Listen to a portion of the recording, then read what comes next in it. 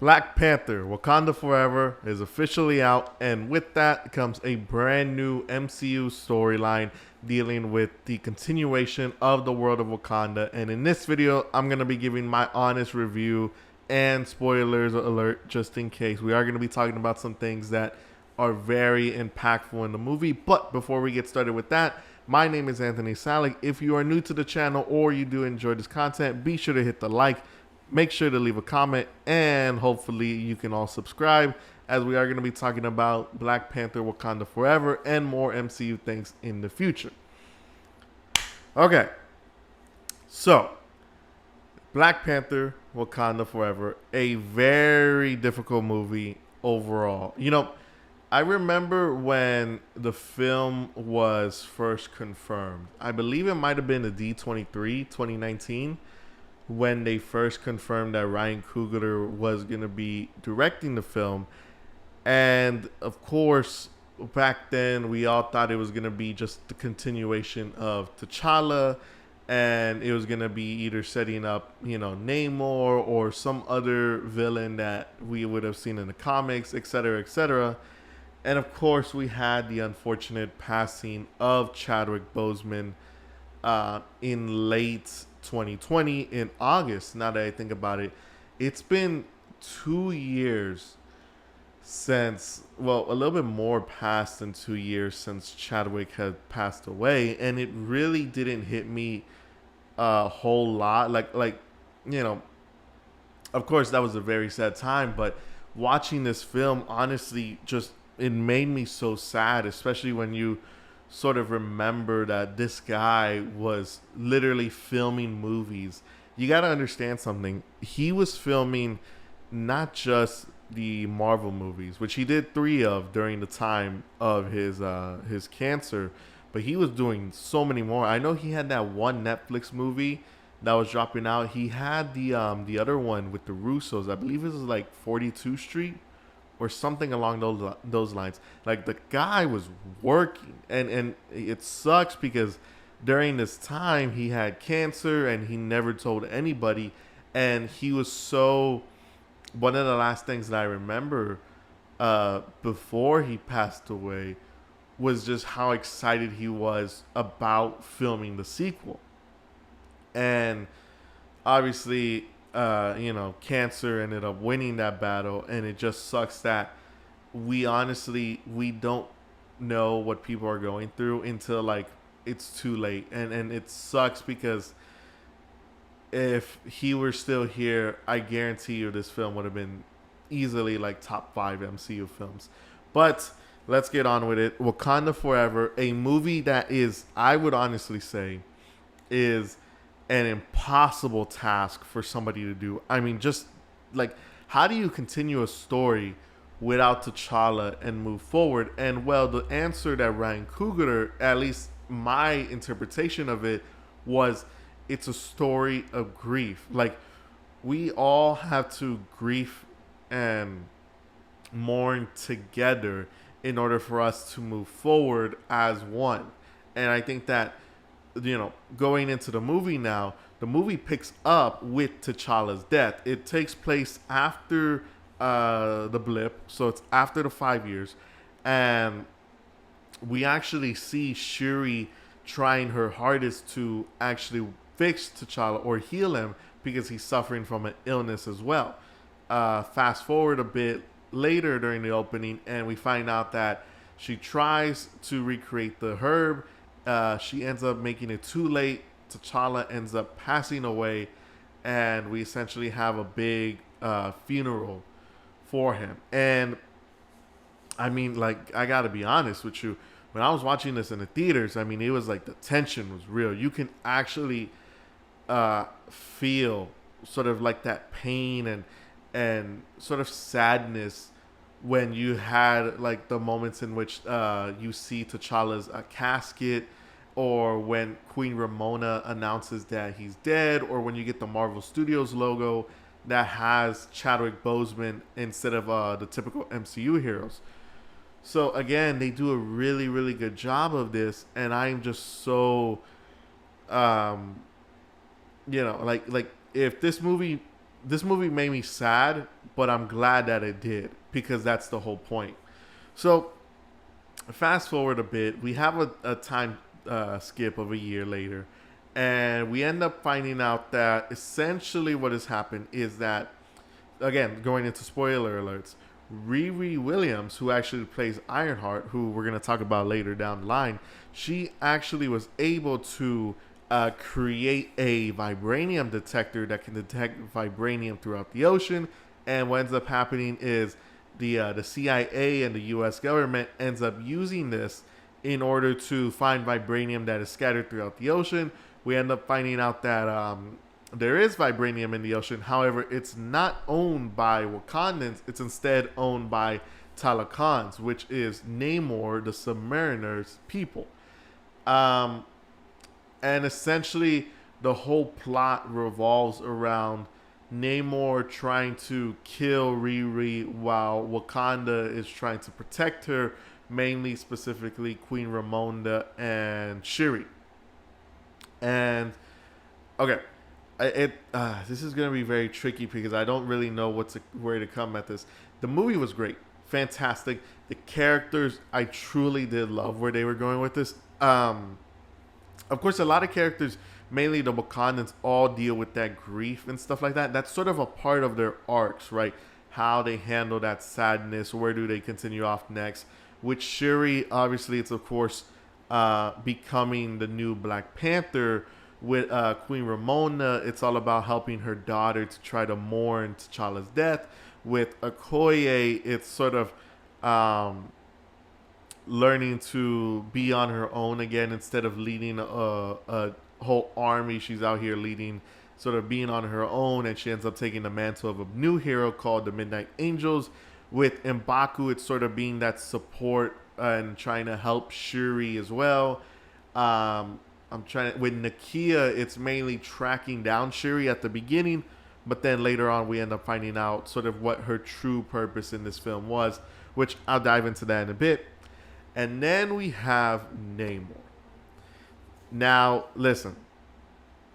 Before we get on to Namor, I will say this. I am not a huge person who is all about representation. Because when it comes to superhero films nowadays, it's all about representation, right?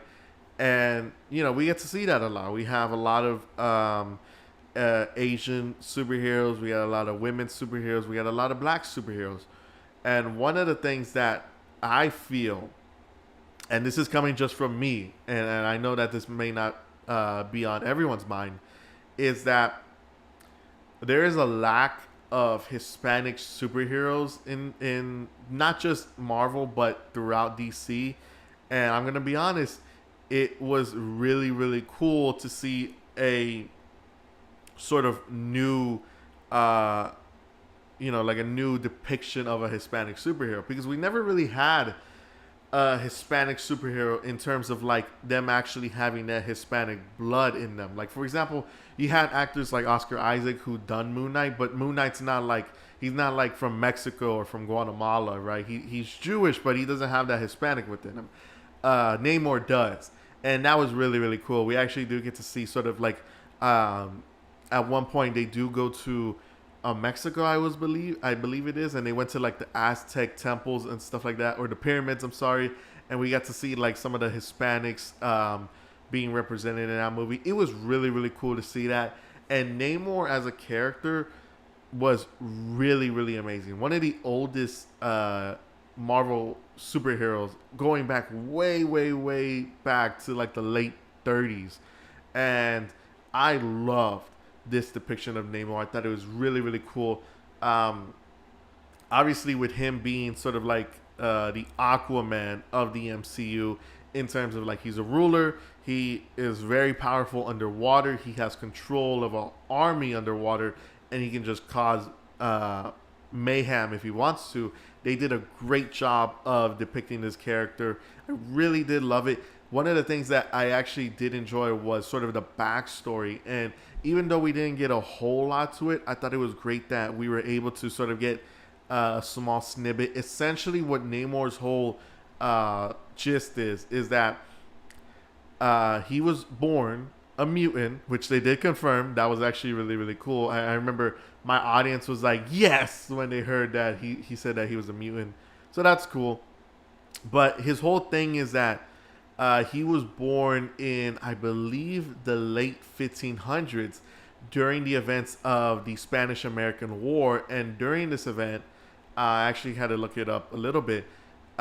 During this event, the people from Spain actually came over to Central America and what is now is like present day Mexico. And they essentially enslaved all of the people that were living there. And Namor just happens to see all of this, like when the slavery was happening between the people from Spain and the native people of Mexico at the time, and he sort of sees how cruel humanity can be, and his whole thing is that like he doesn't trust the surface world. He's gonna protect his own people to ensure that nobody from the surface world can get him. And now that Riri Williams has created a device that can potentially hurt Talakan, he wants to make sure that nothing like that ever happens again. And it was really, really cool. It's a great sort of depiction. He's a leader who's willing to defend his people. And that is just, it's similar to, of course, what we've seen before with like T'Challa and Thor, who are like rulers of their own kingdoms and stuff like that. Again, it was great. I love the depiction of Namor.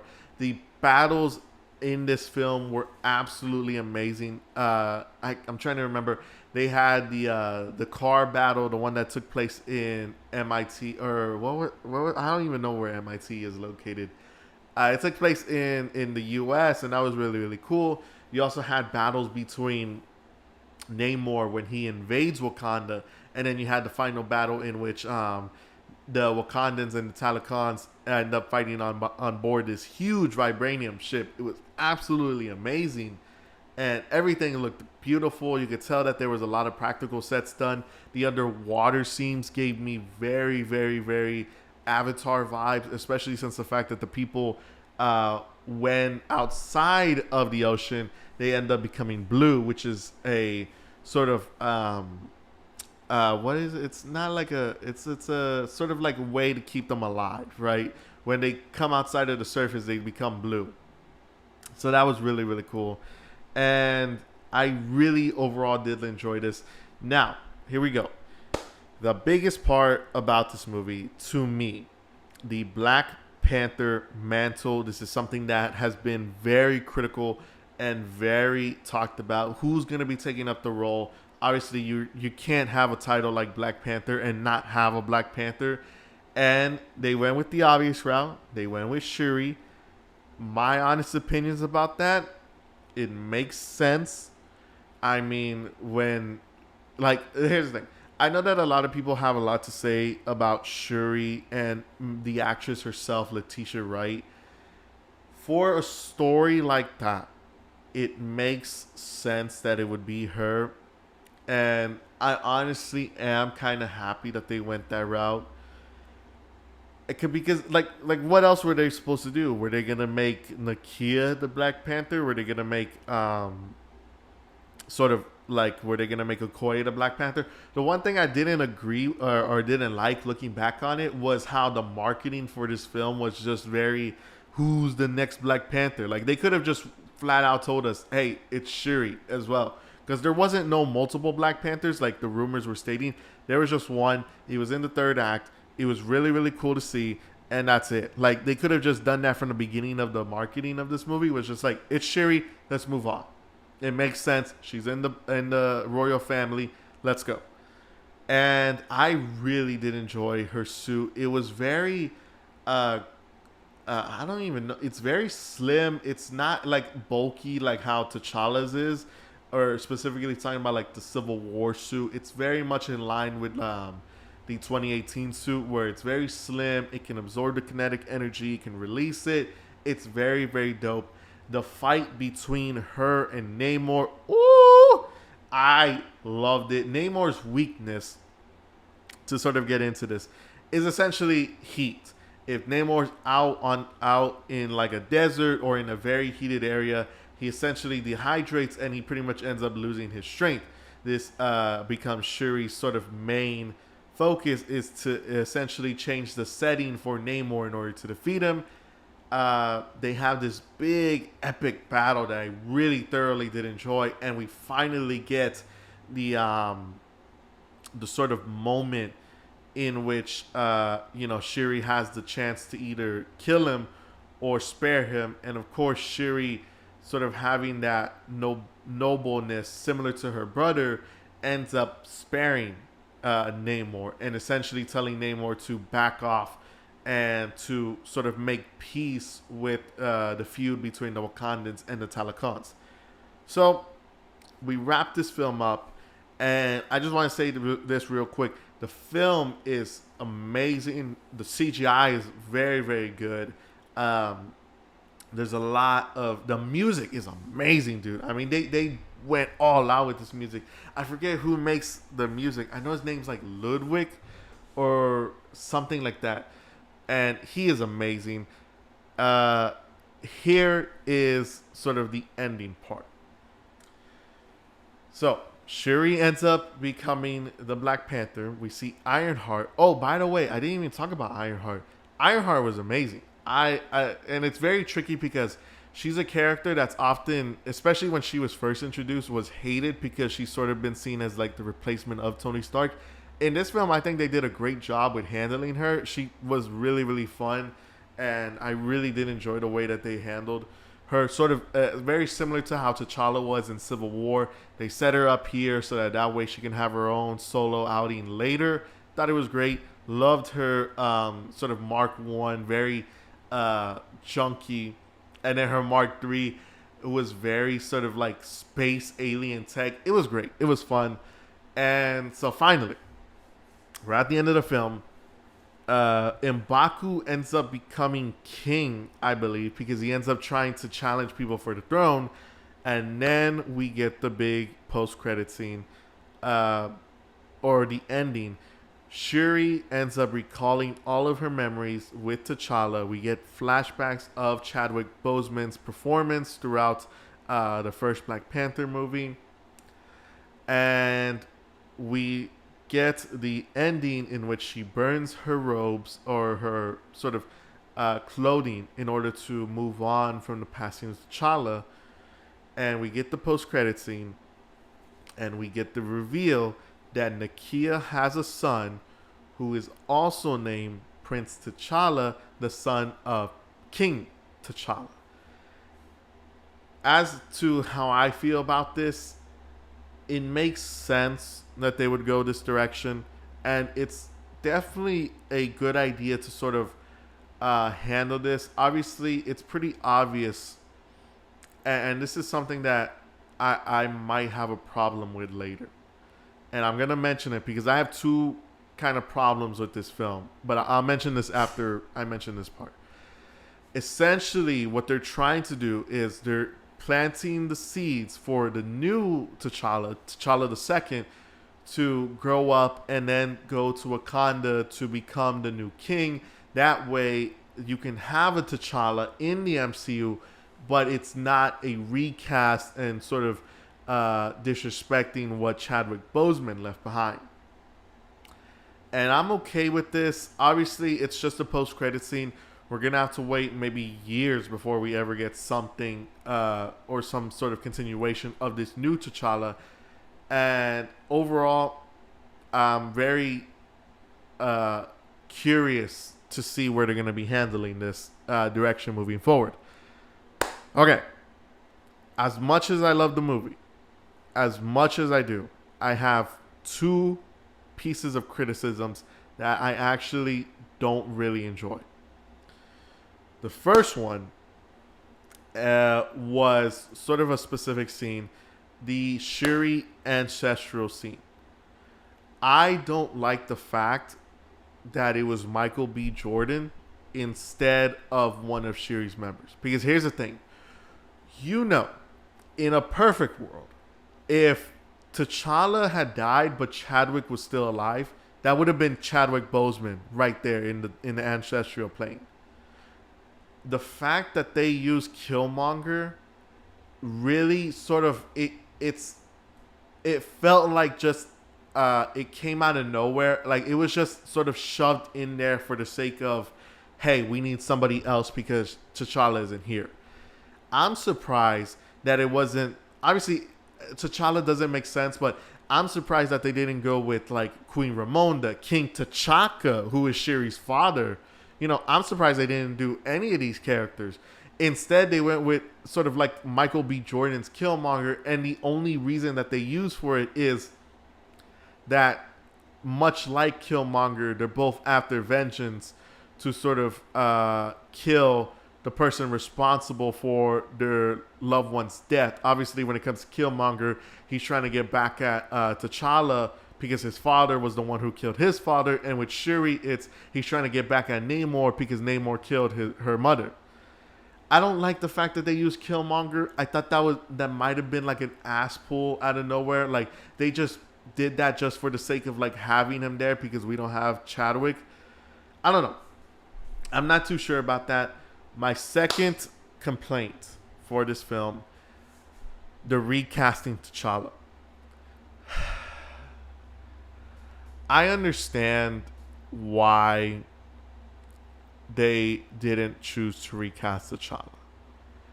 And unless they're going to do a time jump with this new kid T'Challa, it's going to be a while before we ever truly see the comic accurate Black Panther. And with recasting, like, for example, Thunderbolt Ross, who now is going to be played by Harrison Ford in the MCU, it really just leaves that sort of curiosity of what could have been like if they would have recast T'Challa.